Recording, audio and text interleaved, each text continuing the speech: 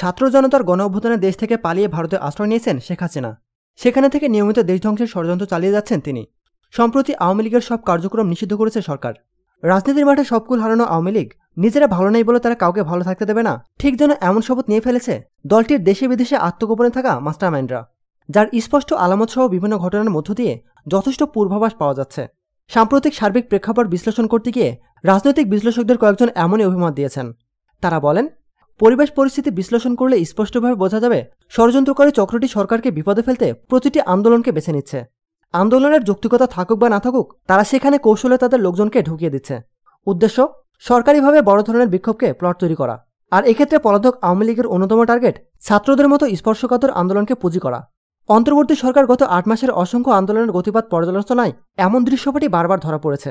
এজন্য তারা মনে করছেন, যেখানেই আন্দোলন সেখানেই ফ্যাসিবাদের গোপন ছায়া। এজন্য সরকারসহ দেশপ্রেমিক সবাইকে সজাগ ও সচেতন থাকতে হবে। বিশ্লেষকরা জানান, অন্তর্বর্তী সরকারের ভুলভ্রান্তি থাকতেই পারে, কিন্তু মনে রাখতে হবে এ সরকার ব্যর্থ হওয়া মানে গণ অভ্যুত্থান ব্যর্থ হওয়া। এ কারণে আন্দোলনের নামে মহল বিশেষ যেন লাশ ফেলার রাজনীতি সহ নাশকতা কিছু ঘটাতে না পারে, সে ব্যাপারে সরকারকে সময়মতো প্রয়োজনীয় ব্যবস্থা গ্রহণ করতে হবে। পাশাপাশি কাঙ্ক্ষিত গণতন্ত্রের স্বার্থে প্রয়োজনীয় সংস্কার শেষে দেশকে নির্বাচনের পথে এগিয়ে নিতে সব পক্ষকে সচেষ্ট থাকতে হবে। দেশকে অচল করা এবং রাজনীতি সহ অর্থনৈতিক সামগ্রিক পরিস্থিতি অশান্ত করে তুলতে নিত্য নতুন কৌশল বেছে নিচ্ছে আওয়ামী লীগ।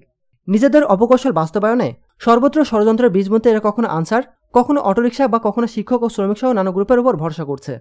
তবে পরিস্থিতি ঘোলাটে করতে দফায় দফায় চেষ্টা করছে শিক্ষার্থীদের আন্দোলন থেকে যৌক্তিক আন্দোলনের গতিপথকে ভিন্ন দিকে ঘুরিয়ে দেওয়া। এ প্রসঙ্গে গণতন্ত্র মন্ত্রের অন্যতম নেতা সাইফুল হক বলেন, আওয়ামী লীগ ও তাদের সব সংগঠনের কার্যক্রম ইতিমধ্যে নিষিদ্ধ ঘোষণা করা হয়েছে। তারা এখন নিজেদের পরিচয় লুকিয়ে নানাভাবে অন্তর্ঘাতমূলক কর্মকাণ্ড চালাবে। দেশকে অচল করা সহ দেশের রাজনীতি, অর্থনীতি সহ সামগ্রিক পরিস্থিতি অশান্ত করে তুলতে নিত্য নতুন কৌশল নেবে, এটাই স্বাভাবিক। সাইফুল হক আরও বলেন, গণ অভ্যুত্থানের মুখে গত 5 আগস্ট শেখ হাসিনা ভারতে পালিয়ে গেলেও বিদেশের মাটিতে বসে তিনি দেশকে অস্থিতিল করার অপচেষ্টা চালিয়ে যাচ্ছেন। নানা উপায়ে অন্তর্বর্তী সরকারকে উৎখাতের ষড়যন্ত্র করছেন তিনি। তার নির্দেশে একই কাজ করে যাচ্ছে দলের লোকজনও।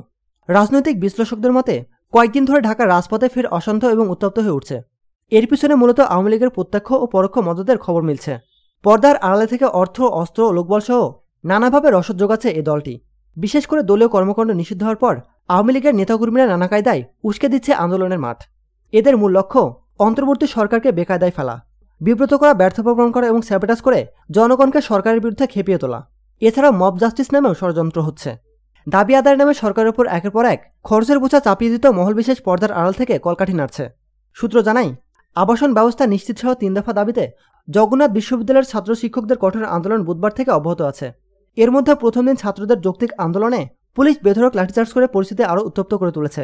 যদিও সরকারের পক্ষ থেকে অভিযোগ করে বলা হয়েছে, আন্দোলনকারীরা সরকারের সঙ্গে আলোচনায় না বসে হঠাৎ এভাবে প্রধান উপদেষ্টার বাসভবন ঘেরাও কর্মসূচি নিয়ে মাঠে নেমেছে। তবে বুধবার রাতে তথ্য সম্প্রচার উপদেষ্টা মাহফুজ আলমের উপর পানির বোতল নিক্ষেপের ঘটনা ভিন্ন কিছু বার্তা দিচ্ছে।